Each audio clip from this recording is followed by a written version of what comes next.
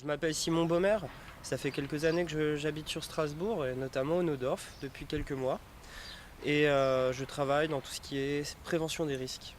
En fait, je me présente parce que c'est un engagement sur la longue durée pour l'écologie et qu'à un moment, on a envie de participer plus activement à la politique locale pour essayer de faire bouger les choses, tout simplement. C'est important d'aller voter, on a un outil démocratique qui est ici et si on ne veut pas que les politiques décident à notre place, c'est important d'aller leur montrer qu'on est là, qu'on veille et qu'on est capable de changer de personne si jamais la personne ne nous plaît pas.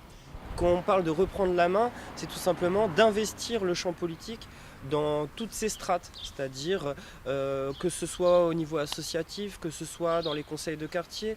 Voilà, c'est ça qu'on appelle reprendre la main, c'est s'engager directement en tant que citoyen.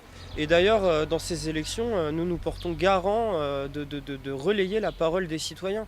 Personnellement, je me suis engagé que dernièrement en politique. Avant ça, j'étais entre guillemets un citoyen engagé. Et à ce titre-là, je souhaite ne pas trahir tous ces citoyens engagés qui sont là pour le bien commun. Alors oui, ce qui se trouve derrière moi, c'est une future maison citoyenne. Le projet n'en est qu'au début.